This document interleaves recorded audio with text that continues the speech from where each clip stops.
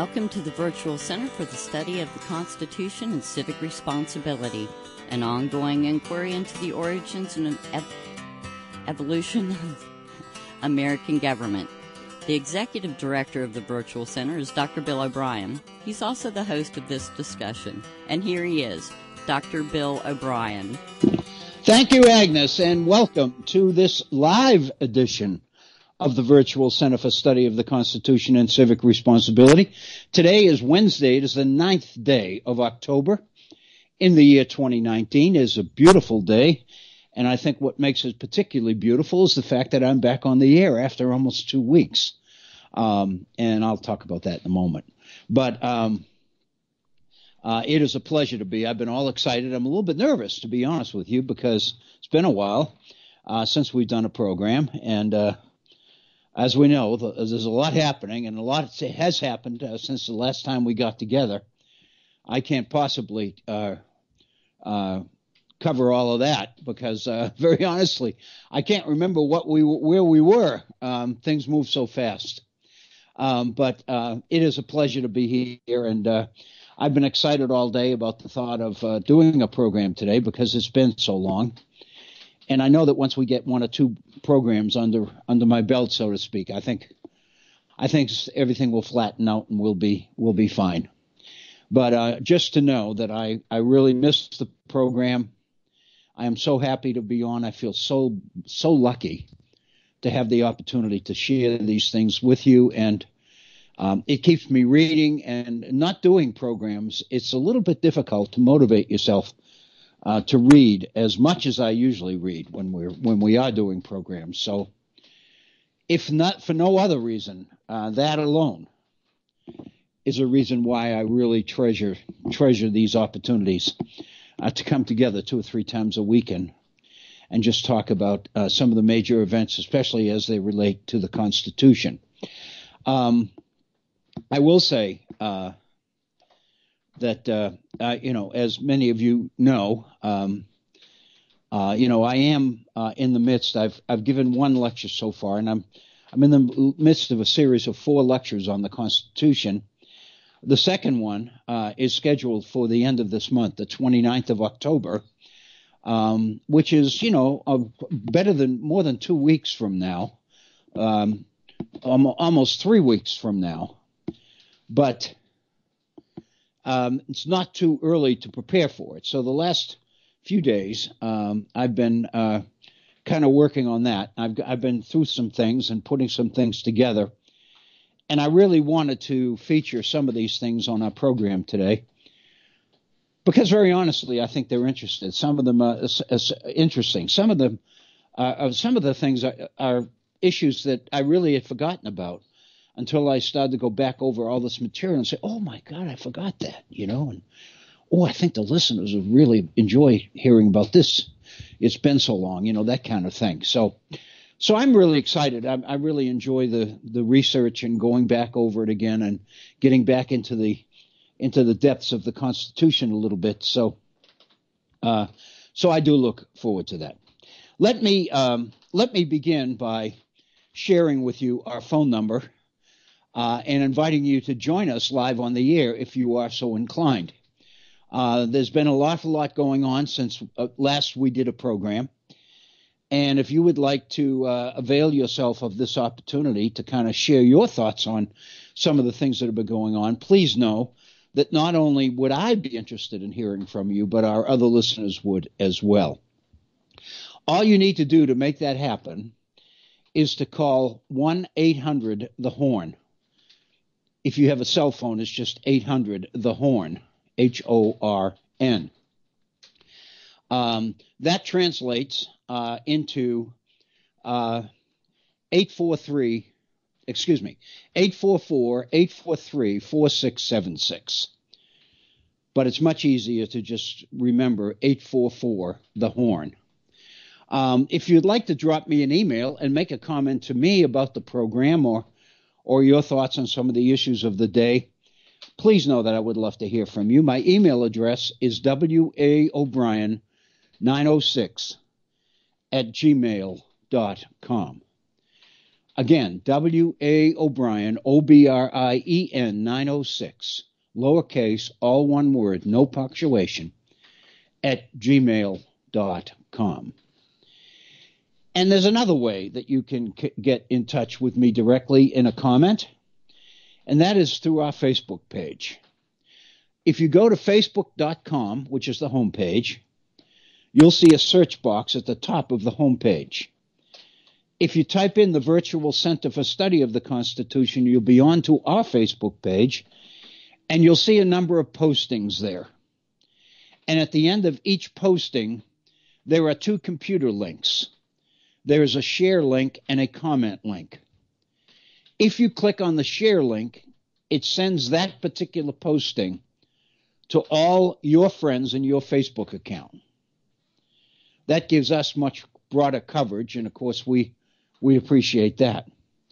If you click on the comment button, however, it gives you the opportunity to direct a comment directly to me. And the minute you post that comment, my Facebook account will alert me that there has been a comment to one of the postings on our Facebook page, and then Facebook will immediately take me to the posting and your comment. In theory, of course, the comment would be related to the posting, but there's no requirement that that has to be that way. You can write your comment about whatever you're inclined to talk about, and just use the Facebook page posting as an opportunity to deliver your thoughts on a particular issue. When I read them, I'm going to know where you're coming from and what the issue is, and hopefully I'll be able to respond to you appropriately. Let me explain what's been happening over the last almost 2 weeks now. It's been a medical issue for me. A couple of weeks ago, I had an event on Sunday, a week ago Sunday, which was the 29th of September, which just happened to be my birthday, by the way, so it was one of the more unpleasant birthdays I've had ever. But I developed a severe nosebleed that I couldn't stop. And my wife drove me to the emergency room because I did lose a lot of blood. And while I was there, they did some checking, and they found that a particular enzyme that indicates heart problems was inflated. It's called I think the enzyme is called tryptophan. And it was elevated while I was in the hospital. And so the doctor became a little bit concerned about releasing me. And what they decided to do is maybe they should do a heart cath. So they prepared me for a heart cath. But in the process of preparing me, my tryptophan levels continued to increase. And the next time they checked them, it had almost doubled from what it was before, which had alerted them. So there was some concern that, potentially a heart attack could be in the making. And so consequently, they were afraid to do the heart cath immediately. So therefore, they kept me in the hospital and kept their eye on me and all that. I finally had the heart cath the next afternoon, last Monday, and it came out very well. I was very, very pleased. And I came home Tuesday morning, and very weak. And so it's taken me a while to get my strength back. And that's the reason that I've not been able to do programs. Gradually, I've been picking up my schedule a little bit. I've been doing a little bit more reading as the days have gone by. I miss that terribly. And so I've been doing a little bit more of it. But honestly, when I first got home for the first couple of days, I didn't feel like doing much of anything. So it was close to a week, I guess, before I started to feel a little bit like my old self. And so as we came into this week, I was a little bit leery about the program on Monday, and then I made a decision that maybe I should take just one more day, which was yesterday, just to make sure. But I was determined to come back on the air today. So here we are on the 9th of October. And I am very, very excited to be here. And I thank you for your continued support, and not only of me, but of the Head On Radio Network and the efforts that Bob Kincaid and Agnes put forth to bring programs like this to you. I think with this impeachment inquiry going on right now in Washington, I think it's probably more important than ever that programs like this stay on the air, because it's a little bit difficult. Things are moving so fast and they are so confusing that sometimes it almost causes you to throw up your hands and say, I can't follow this anymore. I know I feel like that way a lot of times also. As I mentioned more than once here on the air, one thing that you can say about the Donald Trump presidency, if nothing else, is that it makes you tired. In trying to keep up with him and the things that are going on under his presidency, you become exhausted. And I think that's very honestly a strategy, a conscious strategy on his part. I think he has that impact on other people as well. And in spite of all the concerns and issues I have to say that occasionally it dawns on me how much I admire his vigor. The fact that he just keeps on going like the Energizer bunnies, and he's in his 70s, and he obviously is not one to take care of himself. I think that's become very clear over and over again.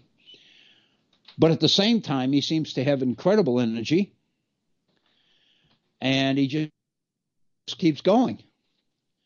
And I think all of us owe it, not only to ourselves, but to the nation we live in and the people who share this nation with us.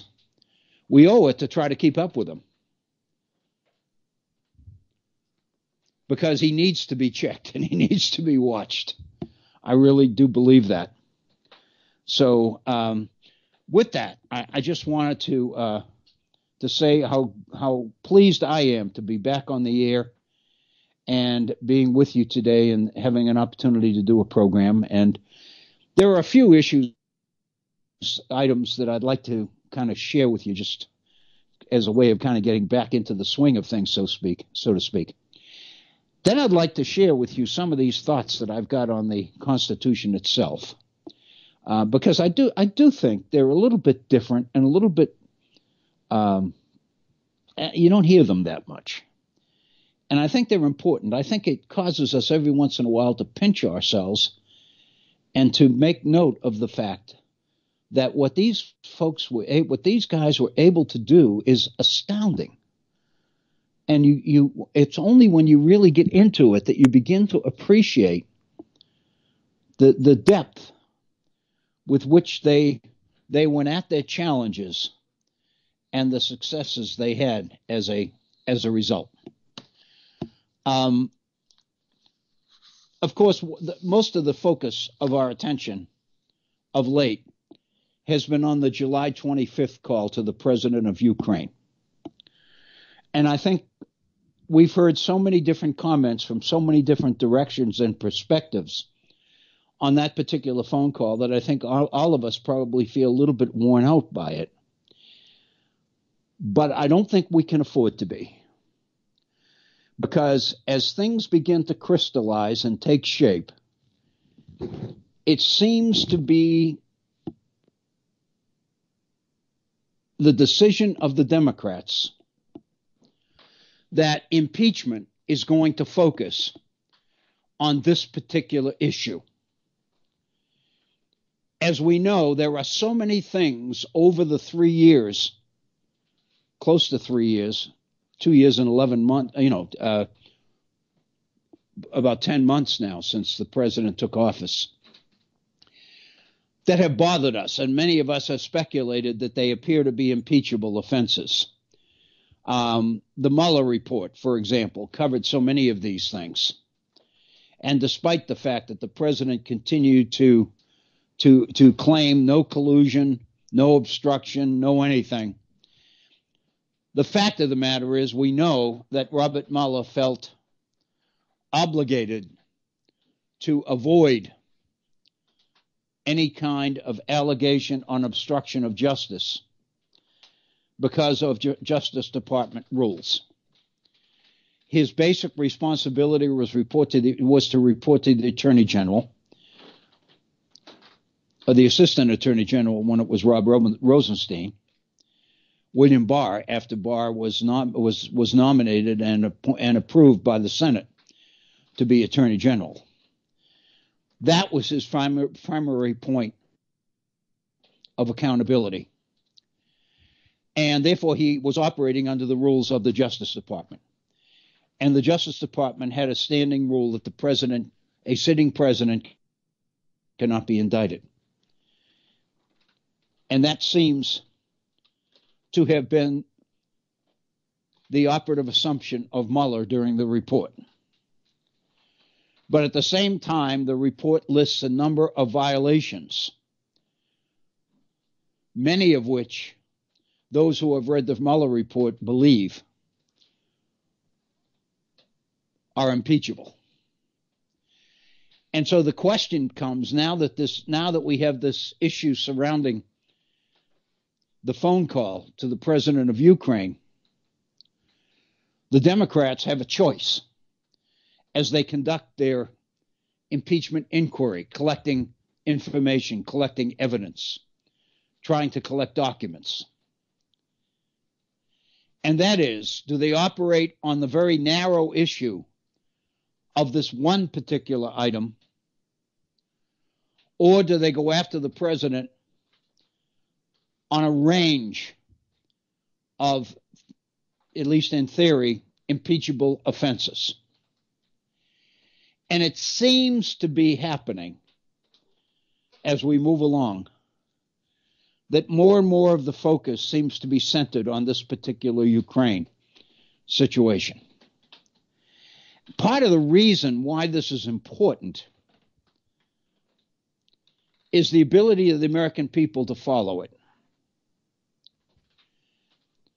As you know, it wasn't that many weeks ago that the vast number of American citizens in the polls opposed impeachment. There was only a small percentage of the population that favored impeachment as recently as a month ago. But what has happened is with this Ukraine situation and the infamous phone call of July 25th and all that's happened as a result related to that, these percentages have gone up precipitously. Until yesterday, the reports came out that the latest poll indicated that 58% of the American people nationally supported the impeachment inquiry. And the number of people already having reached the decision that the president should be removed from office, had already gone up to 49%. So, in effect, half of the people of this country, according to the polls, already believe that this president has done enough to be removed from office. And the thinking seems to be that this increase, this rapid increase in the percentage numbers of people supporting an impeachment inquiry and ultimately supporting removal from office is linked to the Ukraine situation. Because the fact of the matter is, it seems to be limited and clear. In other words, it seems to be an issue that the vast majority of people can get their arms around and understand. And from the Democrats' perspective, political perspective, that's important. You don't want to undertake something as serious as impeachment when 2/3 or 3/4 of the population is opposed to what you're doing. You need popular support. And with the emergence of the Ukraine situation, that support has materialized. Consequently, I think that Nancy Pelosi, Adam Schiff, and the others are beginning to realize that for purposes of public support for what they are doing, focusing on the Ukraine situation might be enough, is probably preferable. And the second thing that I think goes along with that is that all of this has happened out in the open. There's no question. The president has openly admitted to the ingredients of the phone call. The White House put out the so-called transcript, which really wasn't a transcript at all, because the president believed that in releasing this transcript of the phone call, it would resolve the issue and things would settle down. Well, the fact of the matter is that was totally wrong, because the information in the transcript, so-called, was damning. It was indicting. It clearly suggested a quid pro quo. The president, of course, denies that there was any quid pro quo. But over the weeks, it's become clear that when the president says that, he means exactly that. That there was nothing in that phone call which said, if you do this, we'll do that. If you don't do this, we won't do that. Which would be a clear quid pro quo. Absent that, the president is denying there was a quid pro quo at all. But the fact of the matter is, there clearly was one. And I think most people, most legal minds, have pretty much concluded that that's true. And I'm going to share an article from the New York Times this morning on this particular issue, which will make that, I think, particularly clear. In fact, it might be a good idea to might be a good idea to do that right now, because I think I know pretty much where it is.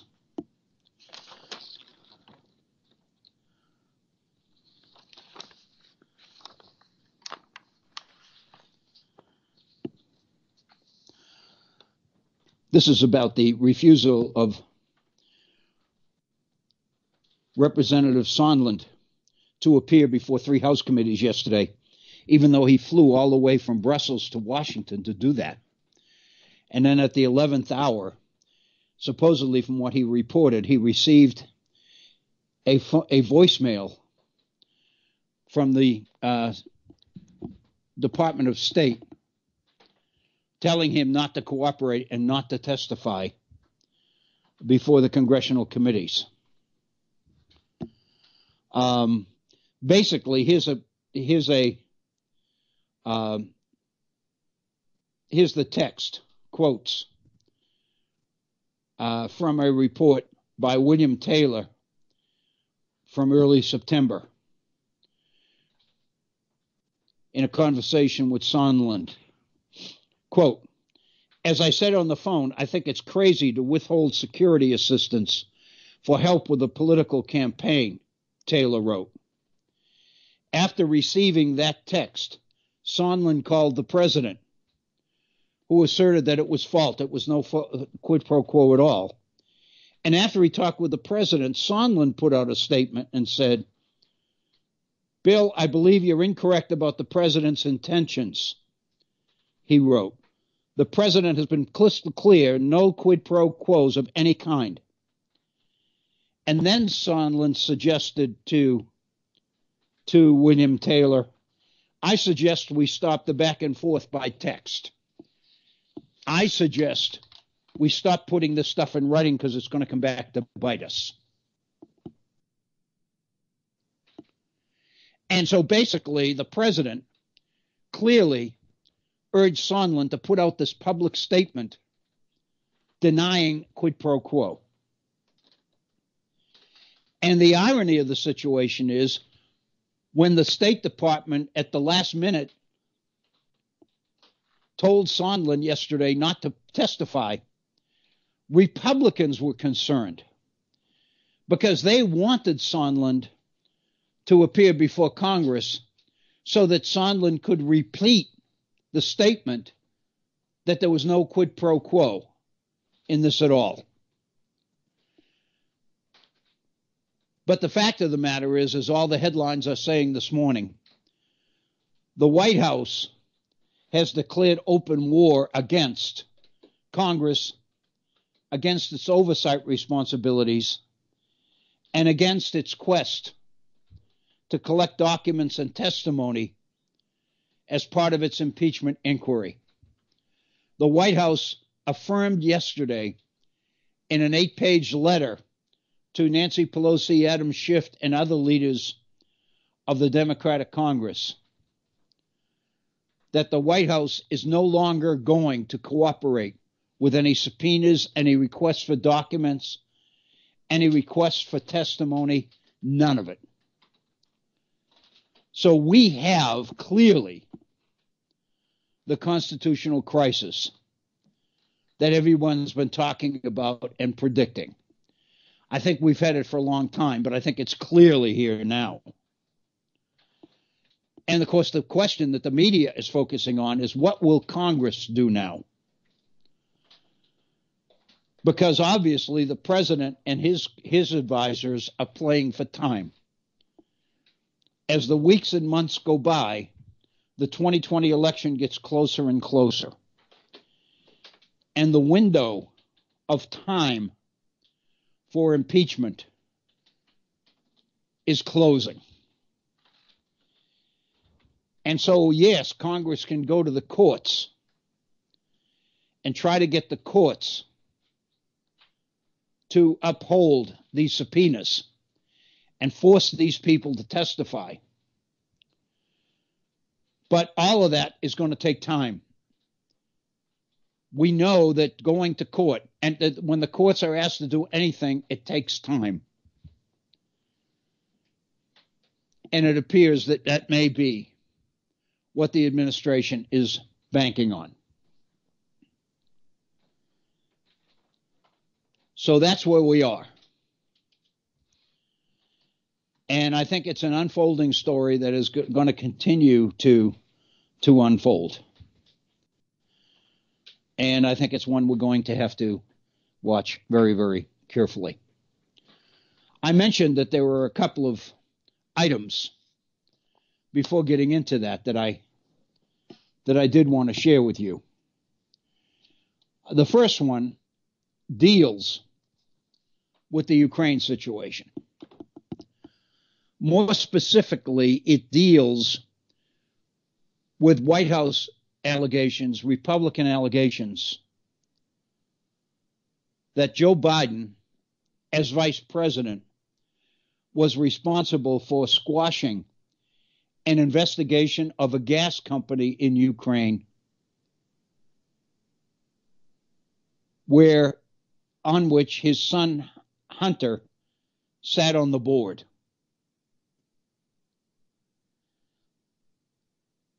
And one of the pieces I wanted to share with you, I saw this gentleman interviewed the other evening, and he's a critical part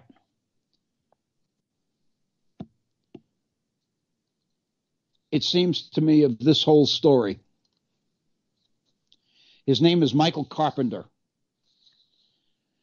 He's currently senior director of the Penn Biden Center for Diplomacy and Global Engagement. That's important because he's connected with the Biden Center, which means that he's going to be a Biden supporter, obviously. But the other day, 2 days ago, Monday, October 7th, Michael Carpenter penned an op-ed in the Washington Post talking about Giuliani, President Trump, and the attacks on Joe Biden and Biden's son Hunter as it relates to the Ukraine situation. The allegations from the White House are, from Giuliani is, that Joe Biden was instrumental in squashing an investigation of corruption associated with the gas company on which Joe Biden's son sat as a board member. That's been the allegation, and that's what Giuliani has been doing in on his trips to Europe to collect dirt. And of course, that's the issue with President Trump's phone call to the president of Ukraine. The so-called quid pro quo was that the president would release the $391 million appropriation for military protection against Russians in Ukraine. He would release that money if in turn the new president of Ukraine would announce to the world that Ukraine was undertaking an investigation of Hunter Biden, Joe Biden, and potential corruption that occurred there. Michael Carpenter, at that time in and around 2016, was intricately involved in this Ukraine situation. And what he is saying in this piece is that the smear campaign against Joe Biden that the White House is conducting, in his eyes, is an Orwellian inversion of reality. That in a sense, what the White House is doing is accusing Biden of corruption, when in fact Biden's move against the prosecutor in Iran, who was responsible for the corruption that was going on there, was exactly the opposite. It was an effort to do something about ongoing corruption. And now the White House is trying to flip that and accusing Biden and his son of the very corruption that Biden went to Ukraine to stop. Michael Carpenter goes into the details on the character of the prosecutor in question, Victor Shokin. He points out that midway through his tenure as prosecutor, February 2015 to March 2016, the Ukrainian Security Service raided the homes of two of Shokin's subordinates and found there a substantial stash of diamonds, cash, and other valuables, which led the Ukrainian media to dub the two men as the diamond prosecutors. From that point on, the entire world, the nations which comprised the European Union, en masse, were trying to put pressure on the Ukrainian government to remove Shokin as prosecutor general as a way to clean up the corruption in Ukraine. When the deputy prosecutor general of Ukraine, David Salveridze, tried to pursue charges of corruption, Shokin removed him from office.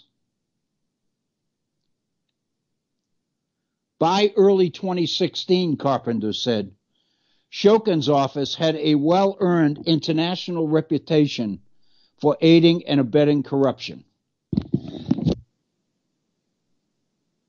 The International Monetary Fund and its director, Christine Lagarde, refused to dispose money to Ukraine until Shokin was removed. American officials began pressing the same message on the Ukrainian government. Get rid of Shokin. Here's a quote from the Senate, from testimony before the Senate Foreign Relations Committee in October 2015 by Assistant Secretary of State Victoria Nuland. The Prosecutor General's office has to be reinvented as an institution that serves the citizens of Ukraine, she said, rather than ripping them off. That means it must investigate and successfully prosecute corruption and asset recovery cases, including locking up dirty personnel in the PGO itself. It was on that basis that as Vice President, Joe Biden traveled to Ukraine in December of 2015.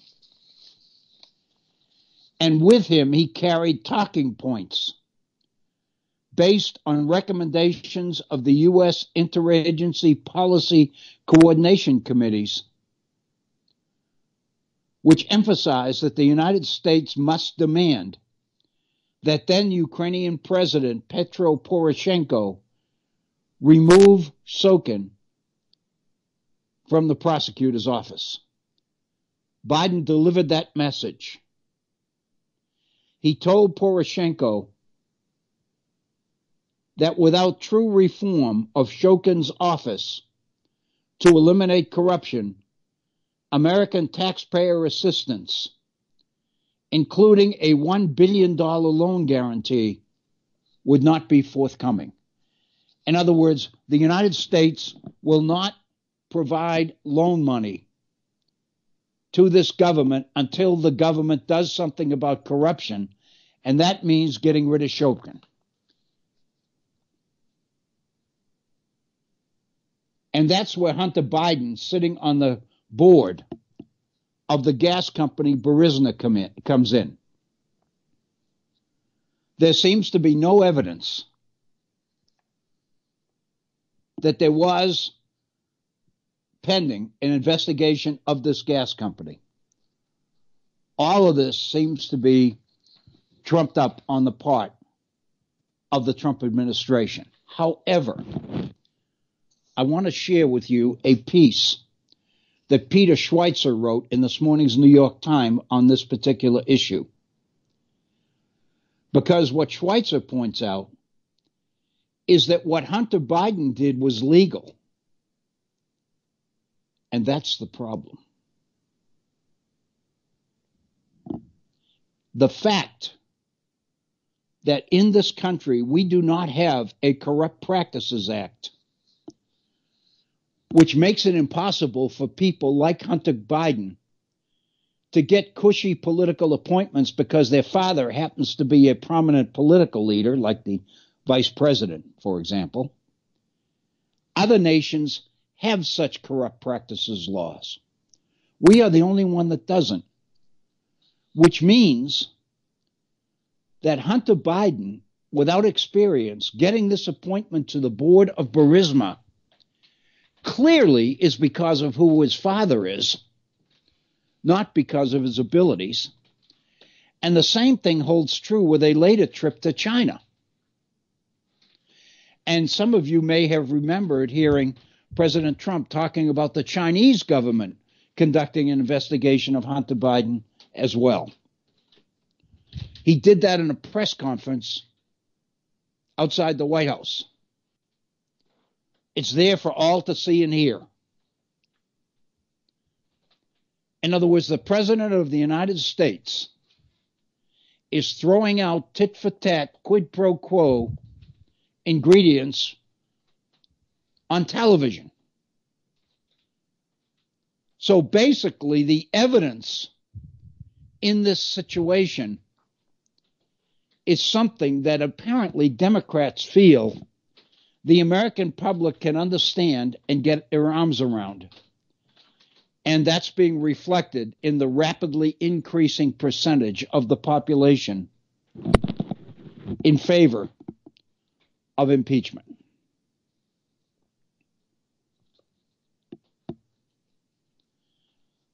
Schweitzer points out that all of this is not just about Joe and Hunter Biden. It's a problem that goes well beyond that. And for an example, Schweitzer goes from Hunter and Joe Biden to Elaine Chao and Mitch McConnell.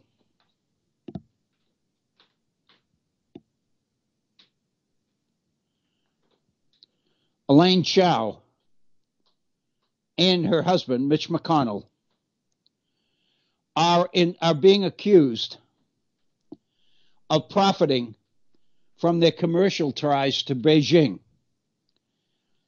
In 2004, Elaine Chao and Mitch McConnell had a net worth of about $3.1 million, according to public disclosures. 3 years later, their wealth was estimated between $3.1 million and $12.7 million. The next year, their net worth ranged from $7.3 million to $33.1 million. What changed in those years, those early years in this current century? In 2008, Elaine Chao's father, James,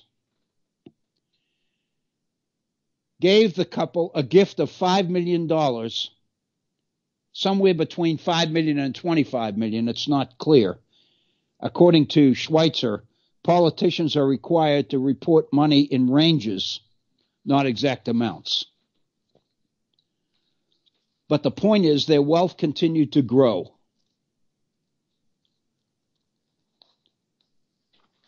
Chao's shipping company, Foremost Group, which thrived in large part because of close ties with the Chinese government.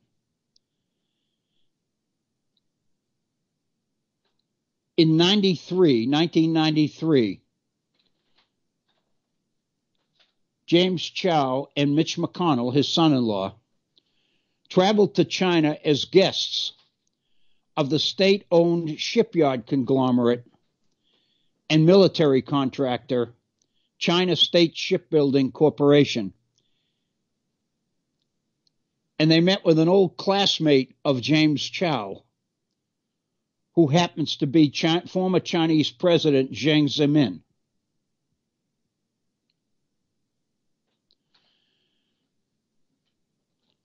And so the fact of the matter is, McConnell's once hardline condemnations of China began to change as the flow of money into his bank account continued to go up. There was a time when he was a hardline condemner of China, but it began to soften.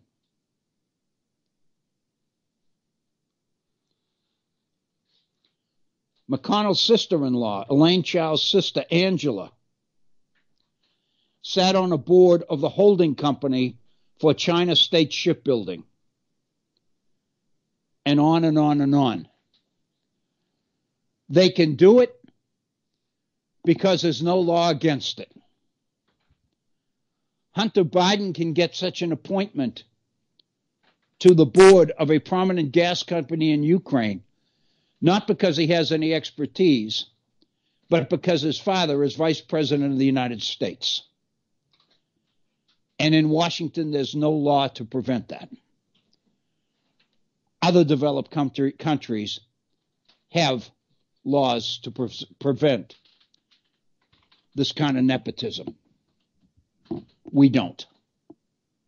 Schweitzer's argument is we need to enact one soon. Because in an age like this, where inequality is so incredibly prominent and getting worse. We've all seen the tent cities in Los Angeles. We've all seen the number of homeless people in our major cities growing precipitously over the last several years.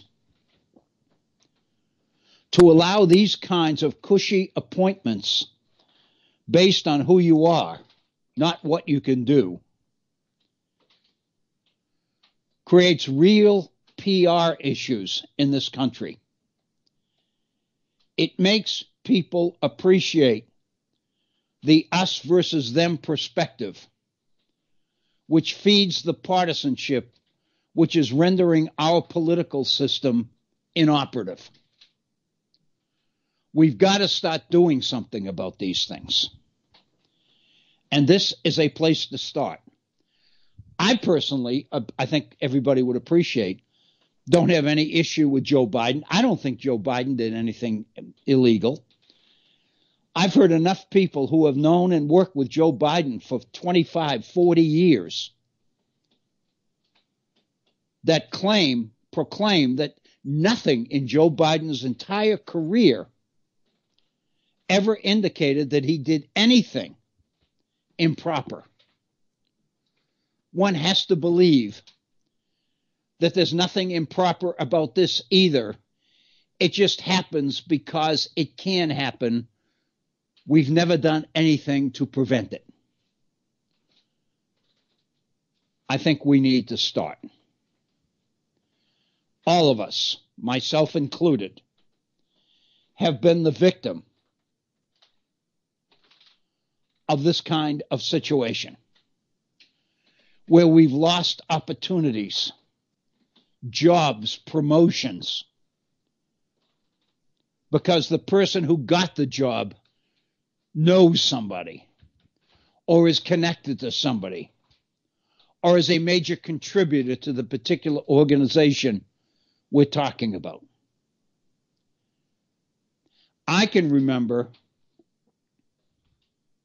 in the late 80s, 1980s, unemployed, having been caught up in a reduction in force in a community college in Virginia, in Richmond. I was looking for a job and I was sending out resumes. And one of the refusal letters that I got basically made the point that I was a contender to be interviewed as one of the top 2 or 3 candidates, applicants for this particular position. But I was not being granted the interview because this particular, in this case it was a university, was required under affirmative action guidelines to interview only minority candidates. I can remember that. I can remember my wife's reaction to that letter. We didn't have an income.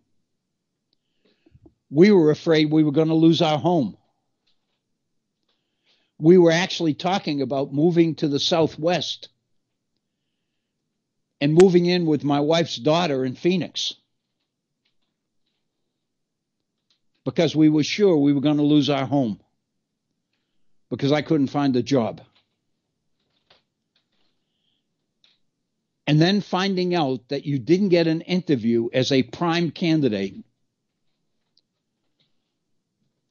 because you didn't fit under affirmative action guidelines, which meant you were not a minority, it hurt.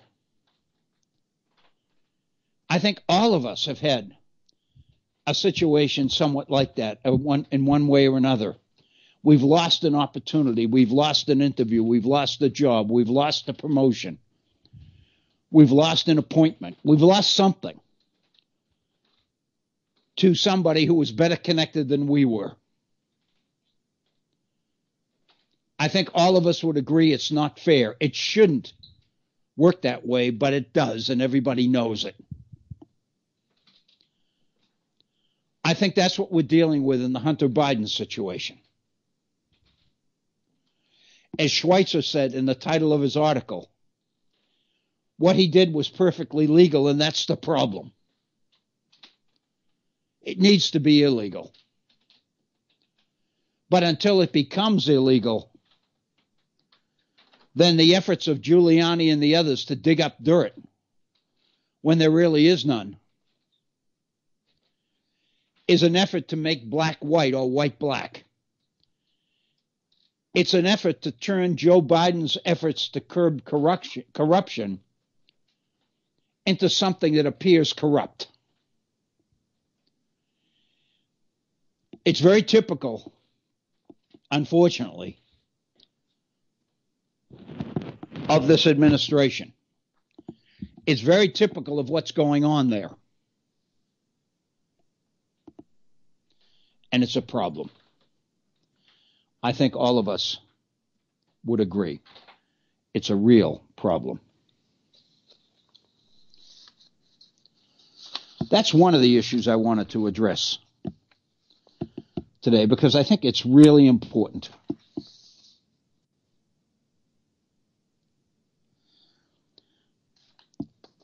Another issue, which clearly won't take long,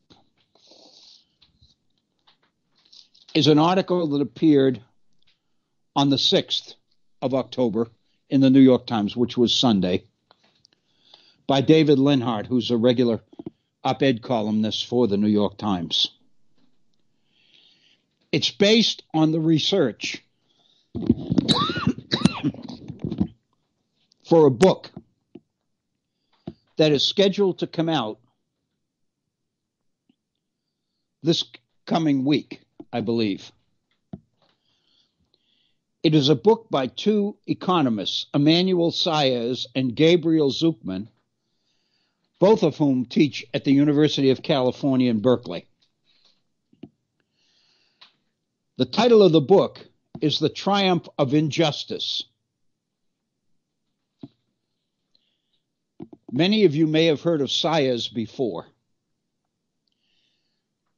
It's been the last 15 or 20 years, some of the most controversial research on the economy that's becoming public is coming from Emmanuel Saez.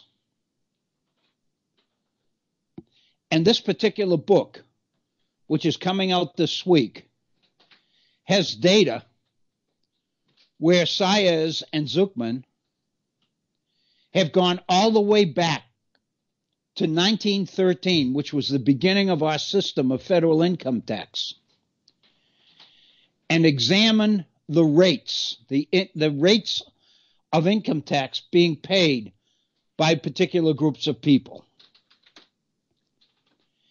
And what they are finding now is that for the first time,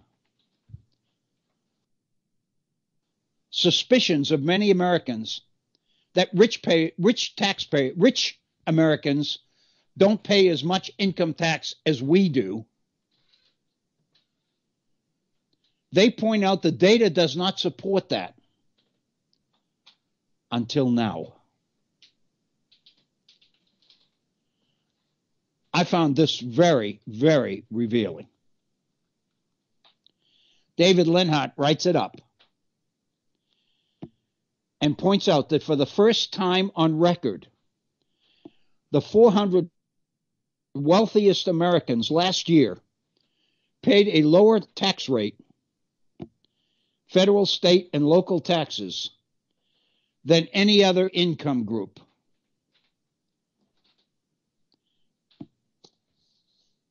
And Lenhart points out that's a sharp change from the 60s and 50s, when the wealthy paid vastly higher tax rates than the middle class or the poor. Since then, the taxes that hit the wealthiest Americans hardest have plummeted, and tax avoidance of the wealthy has become more and more common.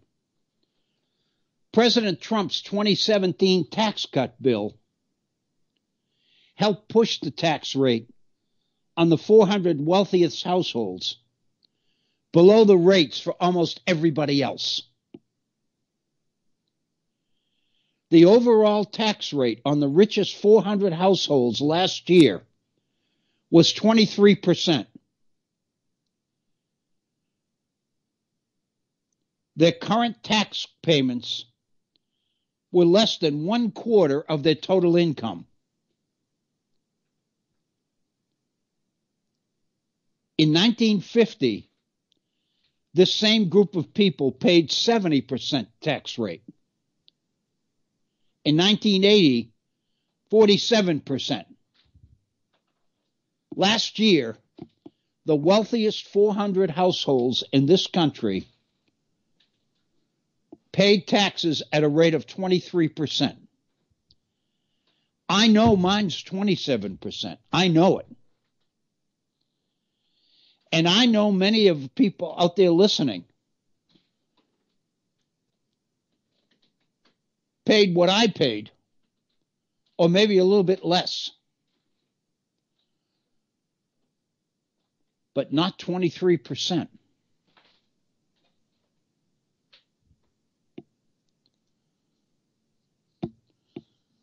Zuckman said, many people have the view that nothing can be done. Our case, he said, is no, that's wrong. Look at history. Societies can choose whatever level of tax progressively they want. When the United States has raised taxes on the wealthy and rigorously worked to collect those taxes, it's happened. It's not useless. What Saez and Zuckman point out is that the history of American taxes has long been a struggle between people who want to tax the rich and those that want to protect the fortunes of the rich. Goes all the way back into the colonial period, 17th century. The colony of Massachusetts enacted a wealth tax in the 17th century, which covered financial holdings, land, ships, jewelry, livestock, etc. By the middle of the 20th century, the advocates of high taxes on the wealthy had prevailed. The United States had arguably the world's most progressive tax code, a top income tax rate of 91%, and a corporate tax rate of 50%. And the nation flourished. And this launched the period of the most incredible growth and expansion of the middle class in this country. All that changed in the 1980s with the emergence of the Reagan administration. So the point is, it is possible to do something about this if we choose to do it.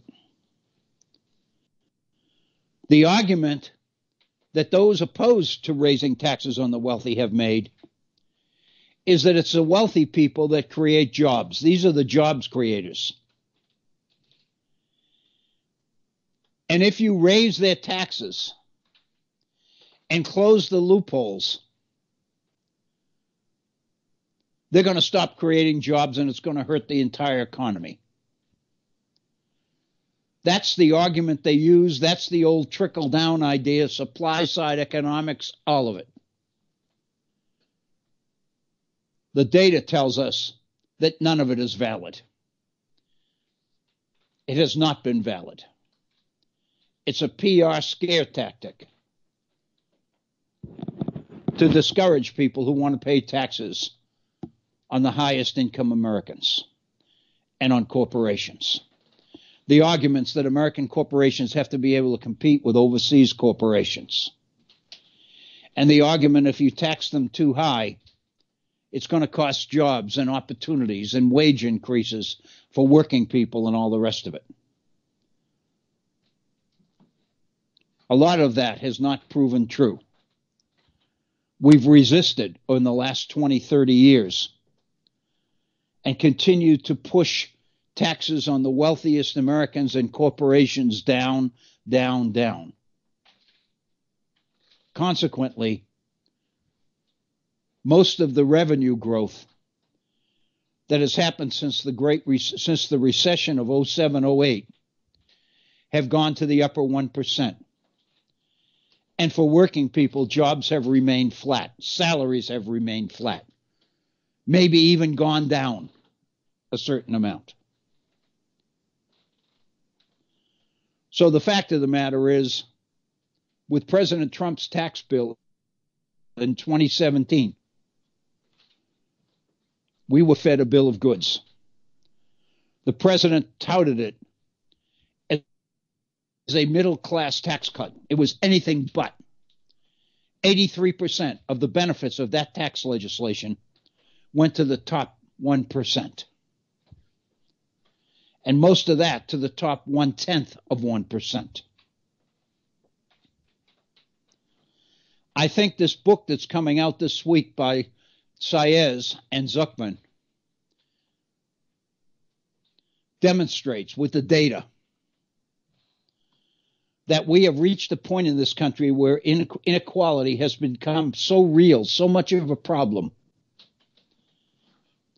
We've actually reached the point where the assumptions many of us have made for so long that rich people don't pay as much in taxes as we do has finally come true. Self-fulfilling prophecy, so-called. So with this, I think we've just reached the end of our first hour. We're about 2 minutes into our second hour. So it's time for us to take a 5-minute break. And then we'll be right back and we'll continue with today's program. I hope you'll stay tuned. Thank you.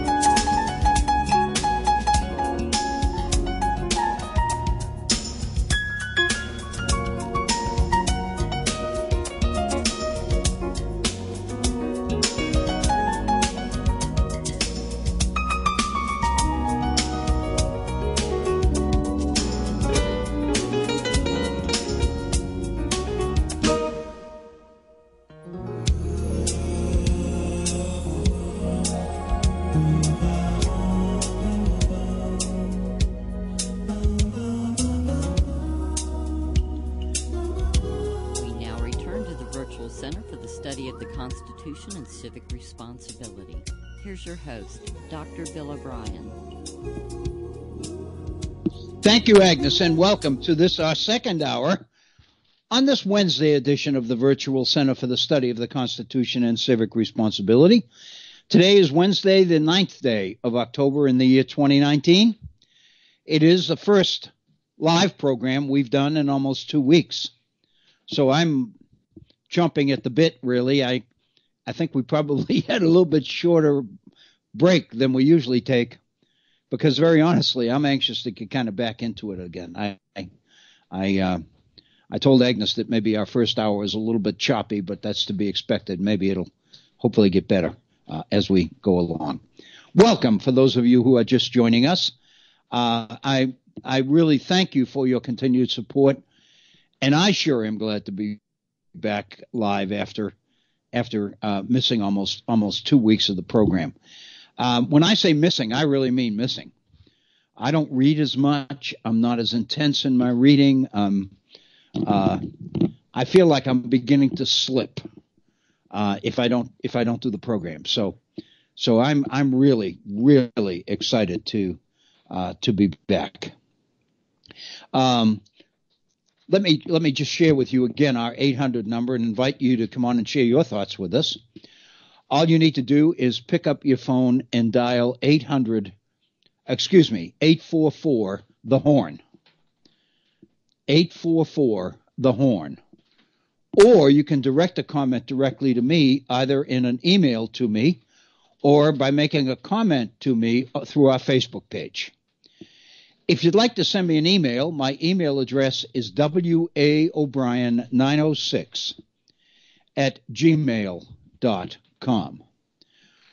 If you prefer to use the Facebook page, just go to our page, go to facebook.com, and in the search box at the top, type in the Virtual Center for Study of the Constitution, and you'll be on our Facebook page. And you'll see a number of postings there, and you'll see a comment link at the end of each posting. If you click on that comment button, it'll give you an opportunity to direct a comment directly to me.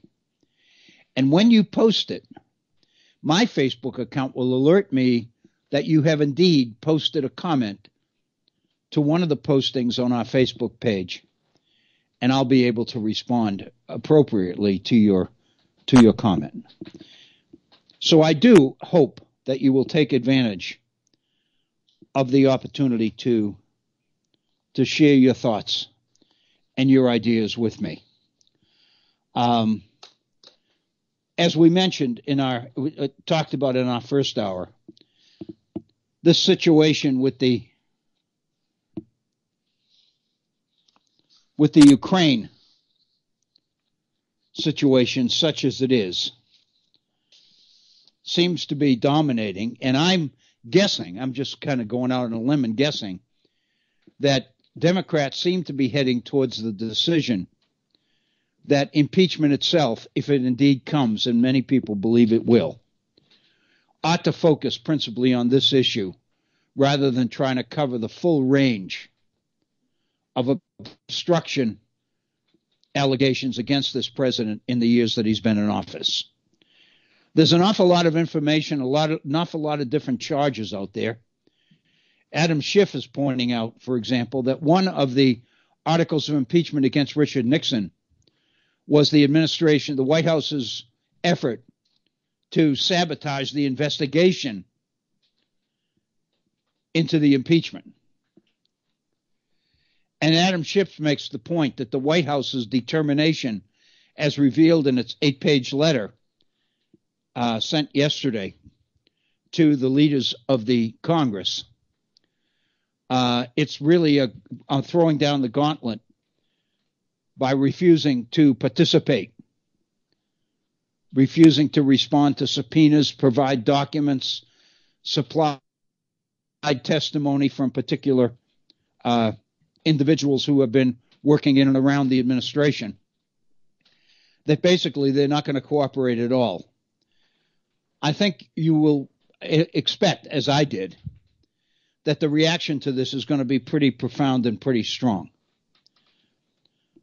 This letter is something. In fact, I saw one series of comments that it's not the kind of letter you would read. It's almost a political statement more than it is a legal statement. It's written by White House attorney Cipollone being the name, most prominent name on it. But in effect, it's the equivalent of a middle finger delivered from the White House to Congress. And the argument is made, when do you ever see a legal argument made in which the accused says, I don't think this is fair, I'm not going to play this game. I'm not going to cooperate. And that's effectively what this letter does and says. When the fact of the matter is, according to the United States, it's not up to the president or the White House as to how the House conducts its impeachment investigation and inquiry. The Constitution is very vague on it. It gives the House the power of impeachment, but it doesn't tell the House how to go about it.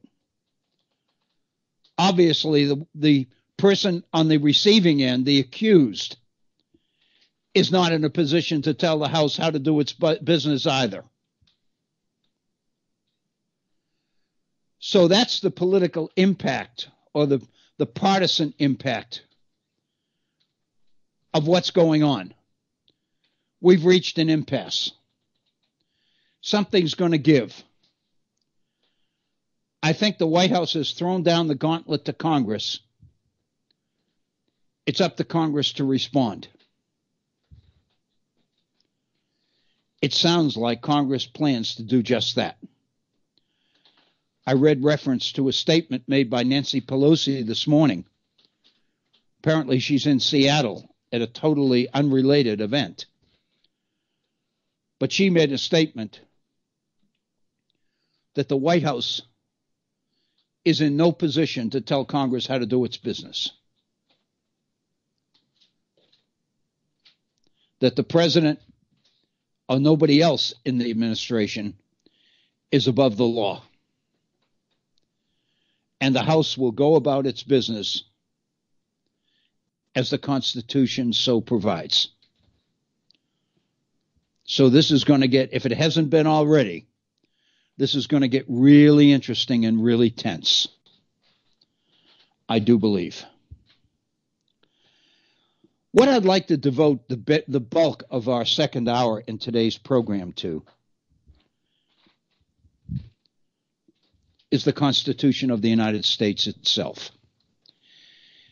As I mentioned at the beginning of our first hour, many of you realize or remember that I'm in the midst of a series of lectures on the Constitution.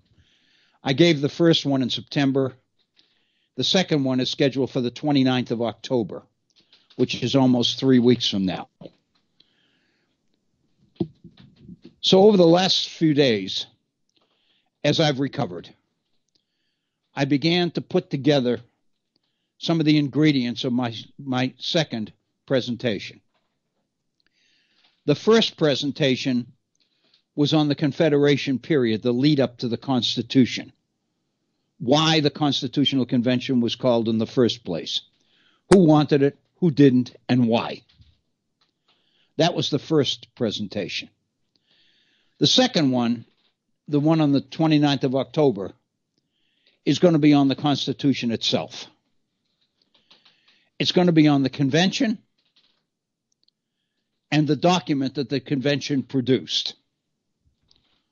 The third one will be on ratification of that Constitution. Efforts to get it approved by the requisite 9 states. And then the fourth lecture will be implementing the Constitution, getting it off the ground, principally during the 2 administrations of George Washington and later John Adams in the 1790s. So that's the game plan. And what I've been doing is going back over materials that I have on the Constitution And in doing that, I've come across a number of things that over the years, months and years, I've kind of forgotten. I think we've probably touched on most of these at some point in time. But I pretty well forgot them until this refresher. And there were a number of them. Some of them we have talked about here in the past. Perhaps a few of them we have not. But I wanted to share them, what I've got so far, because I think they're pretty interesting and pretty revealing.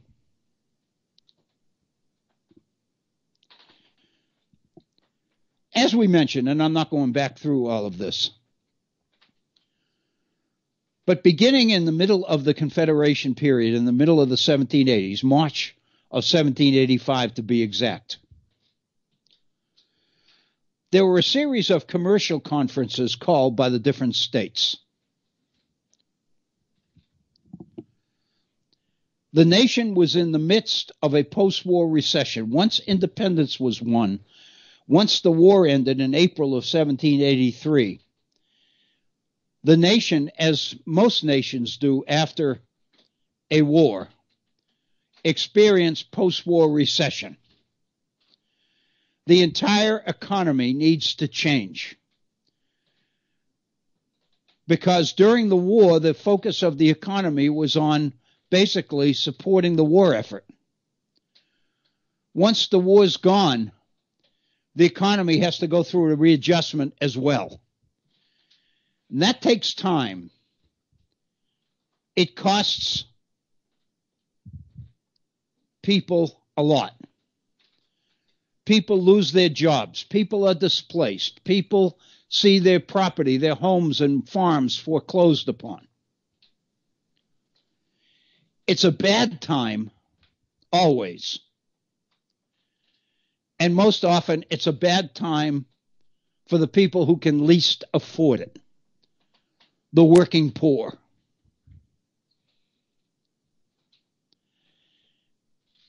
And that becomes kind of the background for the Confederation period. The states are hungry for money, for revenue.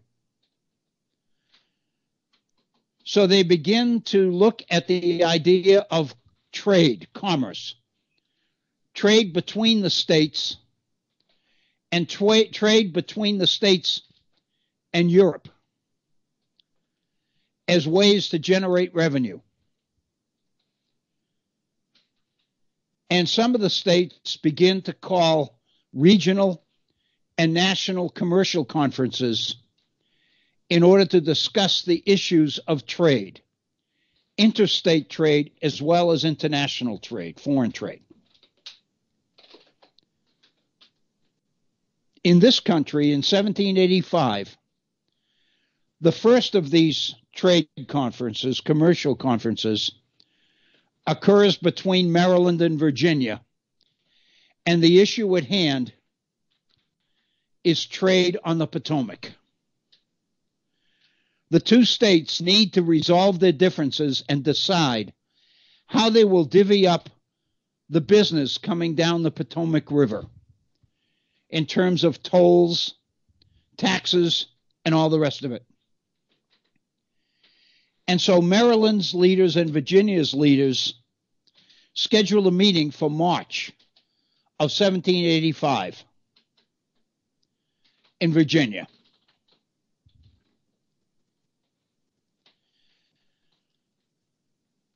And with the calling of that meeting, George Washington, invites the delegates to that meeting to meet at Mount Vernon, to come to his place and hold their meeting there.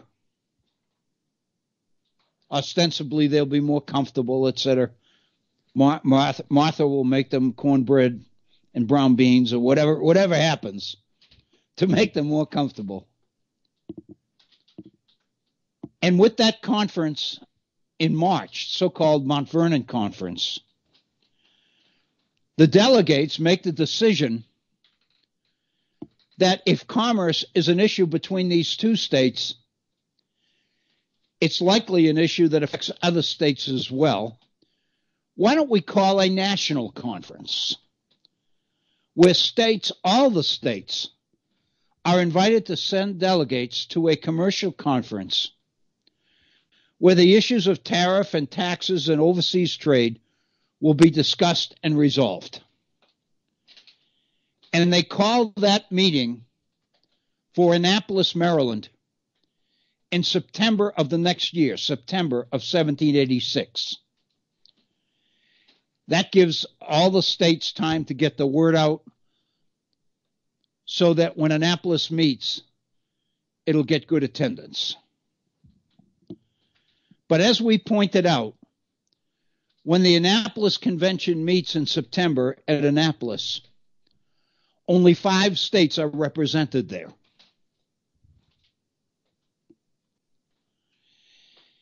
And so naturally, you have to wonder what happened. If this was such a great idea, why didn't more states respond? And the conclusion that most historians reached is that many of the states smelled a rat. They began to realize that this projected conference was not about trade at all.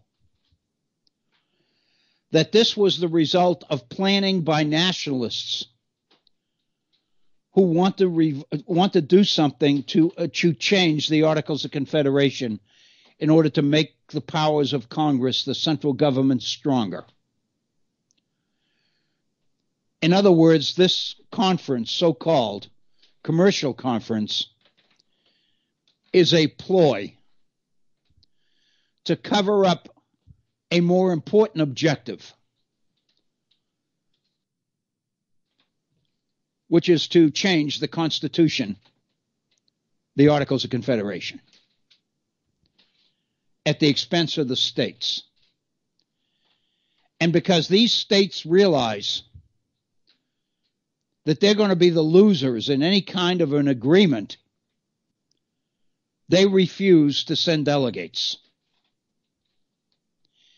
And according to our textbooks, Alexander Hamilton snatches likely defeat, failure, at the last minute by putting out yet another call for another convention to meet in Philadelphia the next spring, the next May. This one won't be about commerce because nobody fell for that anyway. This one is going to be for the explicit purpose of revising the Articles of Confederation. Basically, Hamilton's conclusion is they know what we're doing anyway. Why don't we be upfront with it and just say it? And the records, and we've done programs on this, and I, in fact, published an article a couple of years ago on this. There's every indication in the world that Hamilton, Madison, and the other leading nationalists didn't want the Annapolis Convention to be successful because they were afraid that if the states were able to reach agreement on commerce, then the pretext for calling a convention to revise the articles would be dead. Their real goal was strengthening the central government. And if the states were able to reach an agreement on commerce at Annapolis, then there'd be no reason to revise the Articles of Confederation. So consequently, the conclusion one must reach is that this Annapolis Convention was a cover. It was not about commerce at all. It was never intended to be about commerce. It was really the pretext for calling the Constitutional Convention of 1787 to revise the Articles of Confederation and strengthen the central government. In other words, Hamilton didn't rescue the Annapolis Convention from the trash heap of failure and made it one of victory. this was indeed the plan all along. And there's evidence to support that.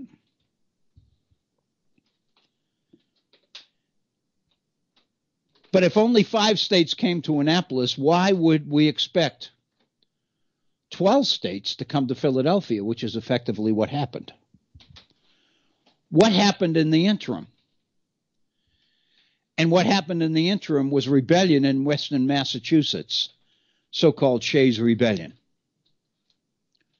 The farmers in Western Massachusetts take up arms and begin to close court proceedings, begin to prevent the courts from foreclosing the property on farmers unable to pay their taxes and private debts.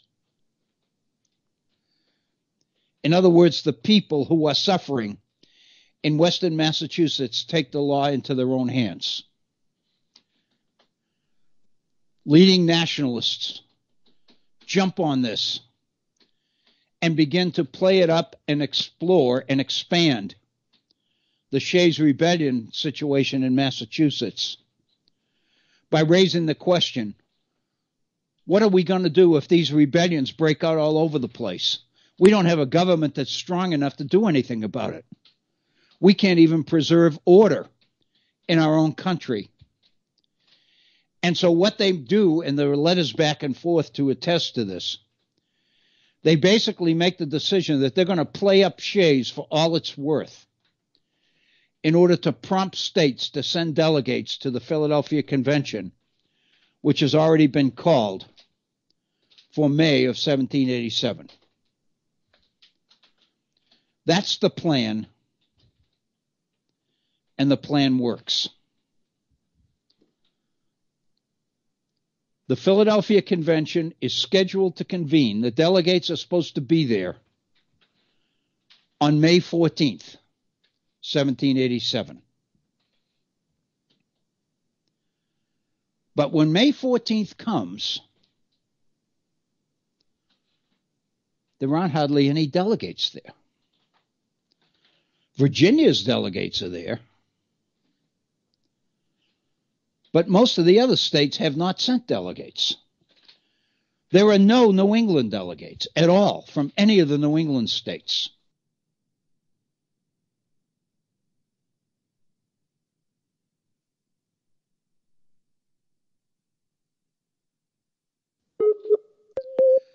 So what we have in May of 1787 is a national convention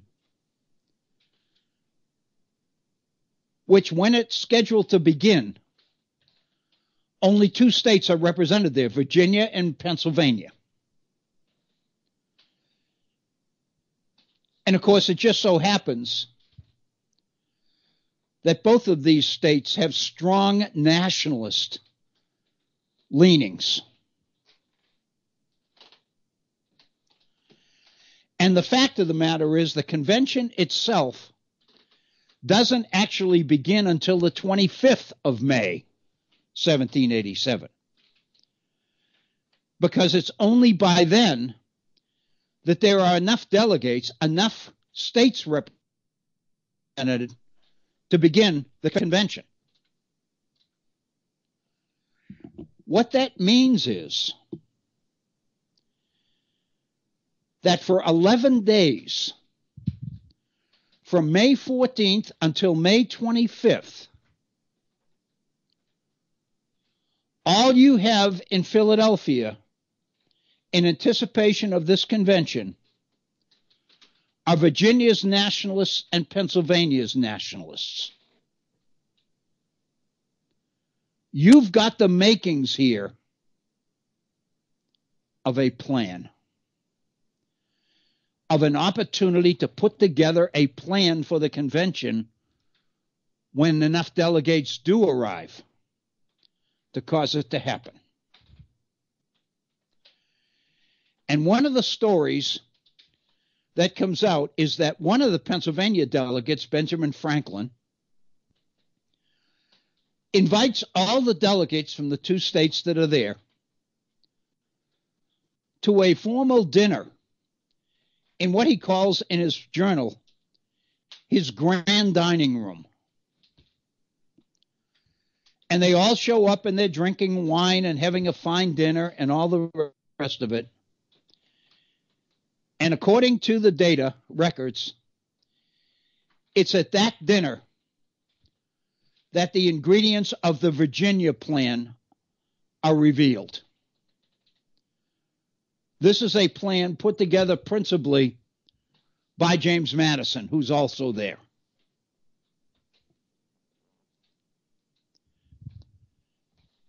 And on the 25th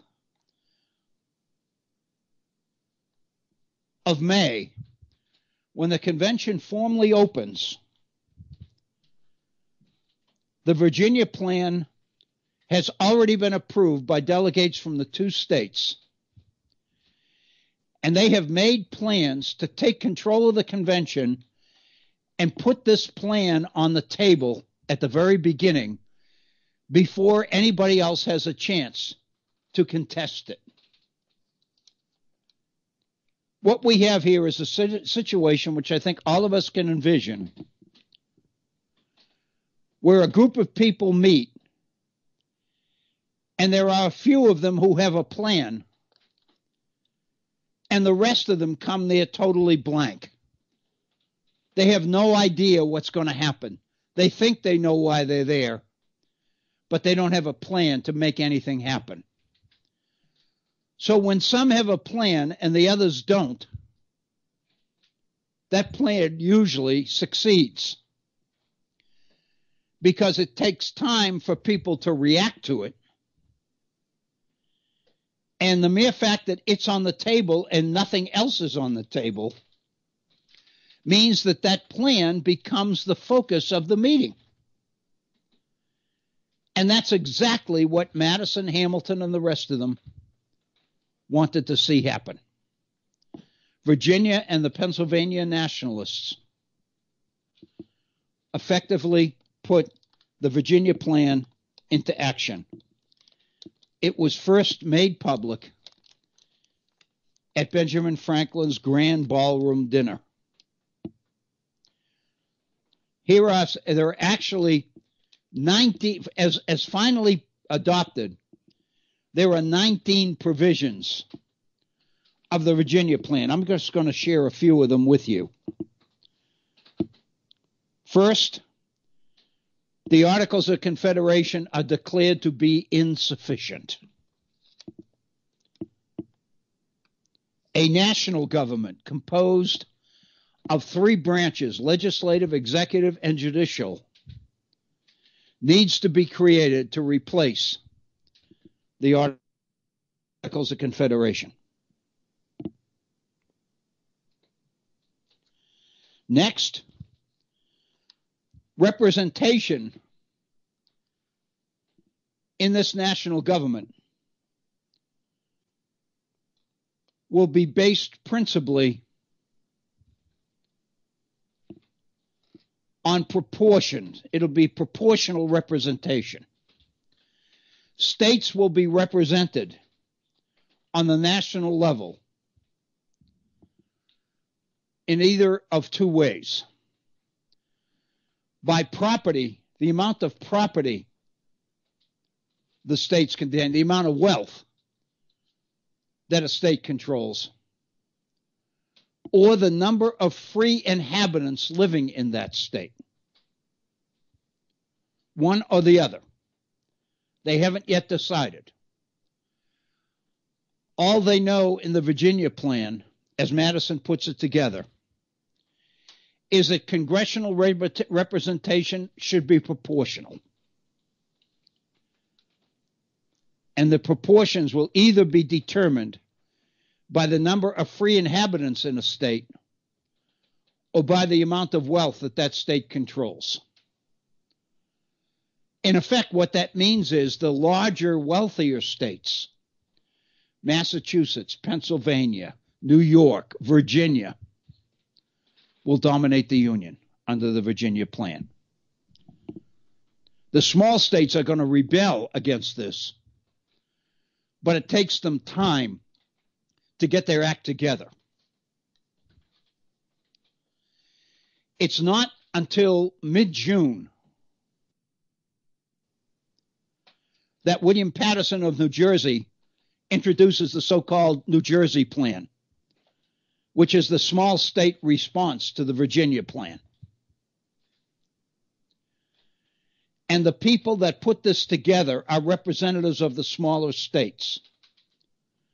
New Jersey, Maryland. Luther Martin, for example, is a key contributor to the New Jersey Plan. And what they want is to preserve the form of the Articles of Confederation in the New Jersey Plan. They're willing to go along with the concerns about the weak central government under the Articles. They're willing to give Congress the power to tax, the power to raise an army if they need it in time of war, but not a standing army. They're willing to, in other words, respond to the concerns about the Articles, but they want to preserve the basic structure of the states being equal. So what we have are two competing perspectives on the issue of the states and the influence of states on the national government. You've got one perspective, as laid out in the Virginia Plan, where representation will be proportional. The largest states, the wealthiest states, will have the most power. The smaller states will obviously not have such power. And then you've got the small state alternative to that, which is the New Jersey Plan, Paterson's plan, which says it will preserve the basic equality of the states, but at the same time will amend the Articles of Confederation in order to give Congress the power to tax, the power to regulate trade. Many of the powers denied the central government under the Articles. This is controversial, I think. Part of the New Jersey proposal is the so-called supremacy clause, which basically reads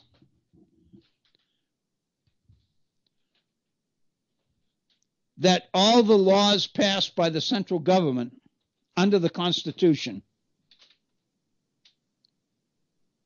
will be the supreme law of the land. That clause, that supremacy clause, was drafted and introduced by Luther Martin of Maryland, who was an attorney. He was a states' rights advocate. He wanted to preserve the Articles. He wanted to preserve the sovereignty of the states. And so many historians have wondered, if he was a states' writer, why did he introduce the supremacy clause? The answer to that question, I've done a little bit of research on it when I was researching my dissertation. It appears that Martin's adoption of the supremacy clause was an alternative to the Virginia Plan's demand that the national government have a veto over all state legislation. That Madison insisted upon. That was the key ingredient of the Virginia Plan, which was the national veto. The idea that Congress could oversee and override, veto, any state law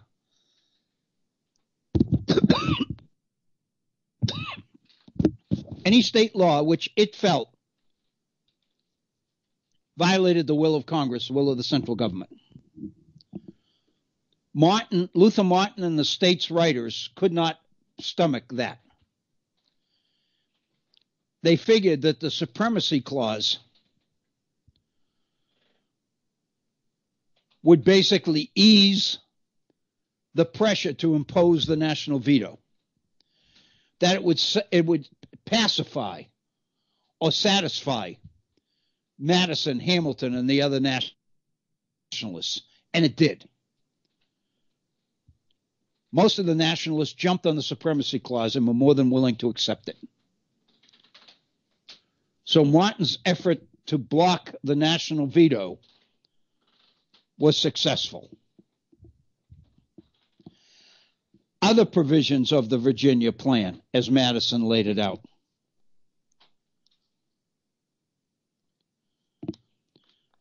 That the government, based on proportional representation, this is important, would represent the people of the nation, not the states. In other words, representation would be approached under this Virginia Plan, under this new program, this new Constitution. Representation would be based on representing the people of the United States rather than the states themselves. In other words, the major change here would be that the states would no longer be sovereign. The people of the United States would be sovereign. And political philosophy, political theory dictated that government initially, to be legitimate, must be created by the consent of the governed, the people. So what Madison is proposing is to go back to the people in order to justify or ground this new Constitution. In other words, the people created their state governments, but now the people of the nation made the decision to create a strong central government over those states. The only way that that view of central government power could be legitimate was if representation was based on the people and not the states. Also, the Virginia Plan basically said there would be a lower house of the legislature, be two branches. The lower house would be chosen by the people. The upper house would be chosen by the representatives in the lower house. Obviously, that's not going to fly. That's changed later to what we have now. Well, actually, it's not changed to what we have now. It changed to the Congress, the House of Representatives, would be elected by the people. The Senate would be chosen by state legislatures, by the states. And that becomes the Constitution until the early 20th century, when that's changed and the people are given the right to directly elect their own senators. So now, for example, the people, when they go to the polls, not only vote for their representatives in Congress, but vote for their senators as well. Also, the Virginia Plan created a national executive, a president. And after debate, the decision was made that president should be one person. It should be a single individual. Mainly because it was easier to hold an individual accountable than it was a committee. In other words, the people could hold the president responsible for executive actions if it was one person. But if you had three people, for example, it would be a little bit difficult to pin down accountability.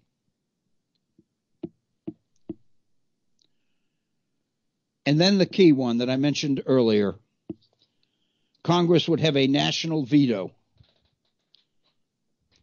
over any state laws conflicting with the new Constitution, with the powers of the central government. Also, the Virginia plan created a separate judicial branch of government. It was very sketchy, as laid out in the Constitution. It's not until John Marshall becomes Supreme Court Chief Justice in 1801 that the court begins to carve out its responsibilities under the Constitution. I think one of the things we note in reading Madison and reading the accounts of the convention, the Philadelphia Convention, is that Madison really doesn't have in mind a clear picture of what exactly the courts will do. He buys into the idea that there needs to be a separate independent judiciary to separate it from the political branches of government. But beyond that, he's rather vague. He doesn't really assign meaningful responsibilities to the judicial branch, mostly because it appears he's unsure exactly what those responsibilities ought to be.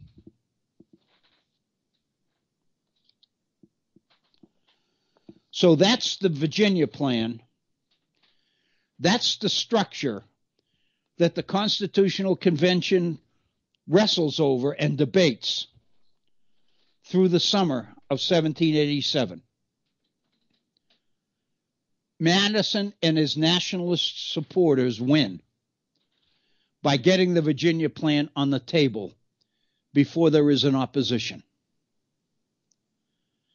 And the reason they're able to do that is because they have 11 days to plan with colleagues from the state of Pennsylvania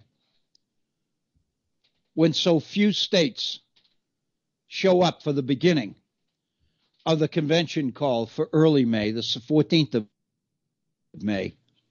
And instead, that convention doesn't begin until the 25th. It's kind of interesting then that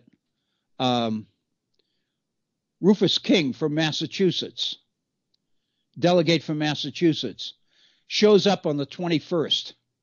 He's the only Massachusetts delegate there. He's the only one.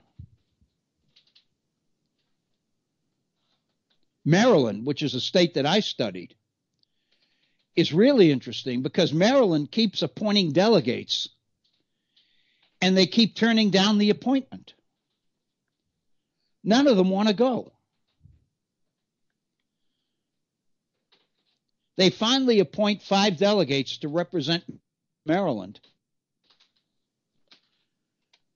But the fact of the matter is, there is almost never a day when all 5 Maryland delegates are there. Daniel Carroll, for example, is one of Maryland's delegates chosen to represent the state as a delegate to the Constitutional Convention.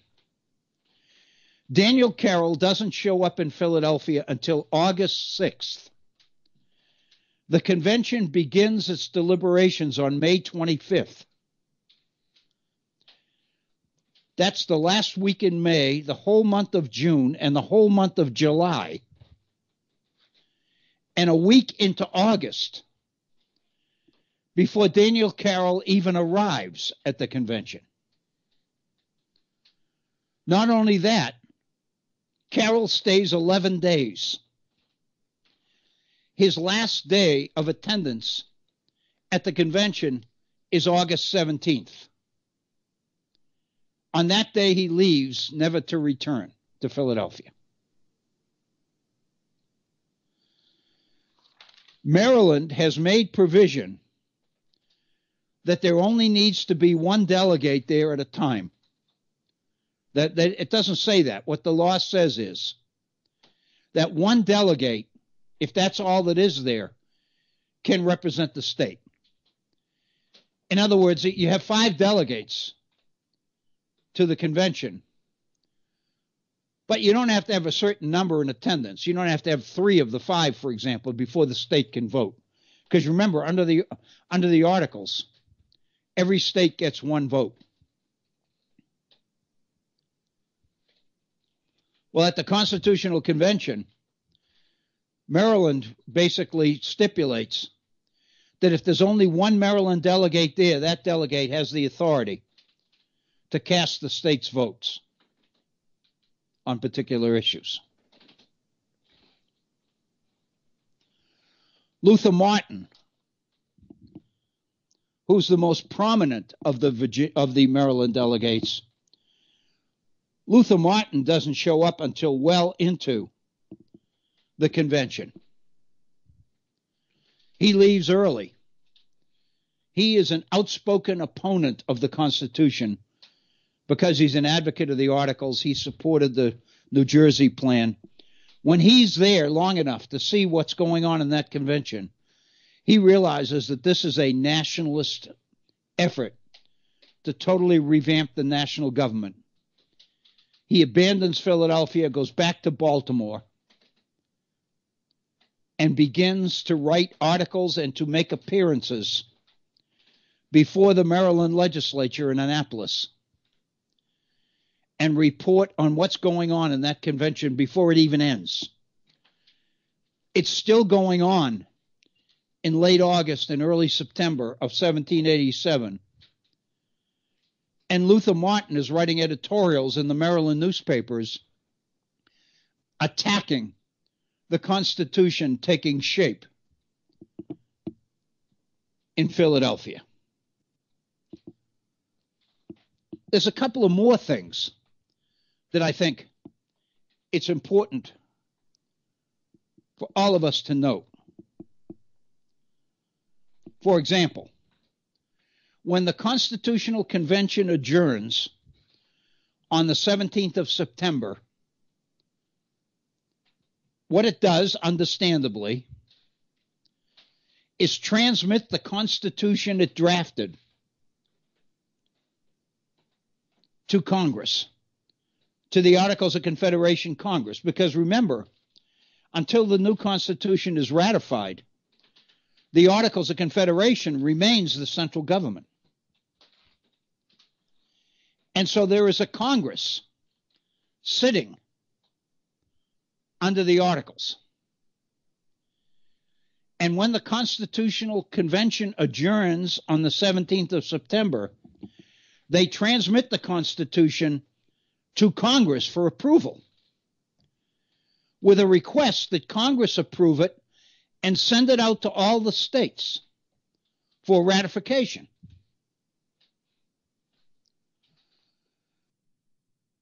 Congress receives that convention, that Constitution, in late September, doesn't take it up as a matter of business until November.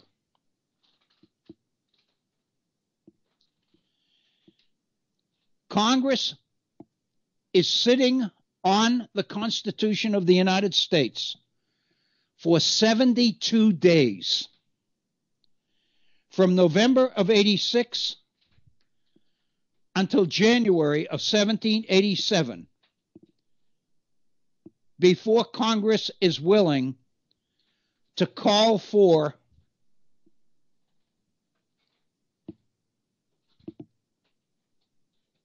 the transmission to the states of the Constitution for its approval.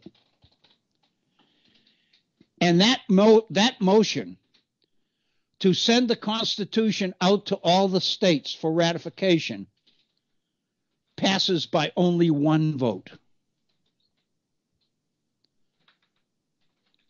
Despite Madison's enthusiasm, despite Madison's claim that the people who matter most in this country are frightened for the future of the nation unless something is done to strengthen the central government, Madison plays it to be a crisis. But the fact is, the behavior of delegates, of representatives from different states indicate that they don't see a crisis at all. They think that the effort to undo the Articles is the crisis. Congress sits on the Constitution of the United States for 72 days before it passes it and transmits it to the states in January of 1787.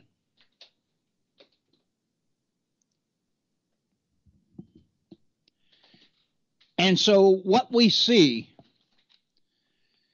is that enthusiasm for the Constitution, despite what we read in the textbooks, is not nearly that great. Many Americans are suspicious. They're unsure. And I want to share something. I did this one time before, but it was a few years ago. So clearly, most of us have forgotten it. I know I did. On the 14th of May, 1787, in Philadelphia, when the convention is scheduled to open and nobody's there except the Virginia delegates, the Pennsylvania Herald runs an article and talks about the fact that the situation in Philadelphia, as far as news goes, is pretty slow. There's nothing going on. It's ironic. This is the day that delegates from all over the country are scheduled to assemble to revise the Articles of Confederation. And the Philadelphia Herald is saying, not much going on here. Kind of a slow news day.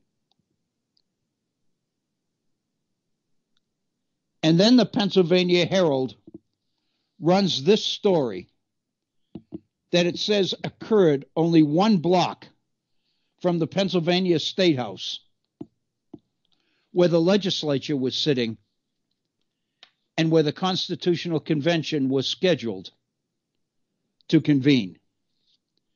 And here's the article.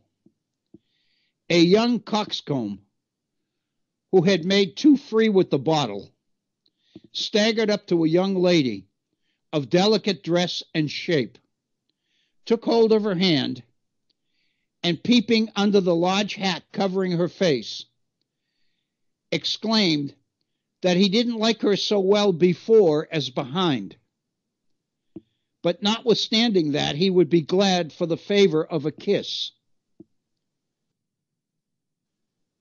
The young woman replied, "With all my heart, sir, if you will do me the favor to kiss the part you like best." In other words, kiss my ass, is what she was saying. And that's a lead item in the Pennsylvania Herald on the 14th day of September, when the Constitutional Convention is scheduled to open. And the only delegates that have arrived up to this point are the 5 Virginia delegates meeting with the 5 Pennsylvania delegates: Benjamin Franklin, Gouverneur Morris, Robert Morris, James Wilson. I can't remember the 5th one. But there are about 10 of them. And that's all that are there. But clearly, Madison and the others used that 10 days to refine the Virginia plan and lay it on the table. Once the convention opens on the 25th of May, Governor Edmund Randolph of Virginia, who welcomes the delegates to Philadelphia, basically introduces the Virginia plan, and it becomes the focus of debate for the entire summer of 1787. It's interesting, as you look on the whole convention, the first 6 weeks focus principally on the differences between large states and small states. They focus on issues like representation and all the rest of it. But beginning about the 7th week, the major issue at the convention, the one that causes most of the attention, is slavery. Once the issue of slavery is introduced, you have the makings then for the split of the entire convention. Because from that point on, when the South doesn't like something, it threatens to walk out. That's just some of the ingredients related to the Constitutional Convention before we look at the document itself. In other words, what are the amendments made to the Virginia Plan that lead to the Constitution that comes out of the convention? And we'll deal with that, hopefully, next time. We've reached the end of our time together today. I want to thank you for your continued support of the Virtual Center and for your continued support of the Hit On Radio Network of Bob Kincaid, Agnes, and those folks. Thank you so very, very much. I hope you have a wonderful rest of this Wednesday, a wonderful rest of this week. And hopefully all things working the way they're planned. We'll be back together at the beginning of next week. Thank you so very, very much. Have a good week.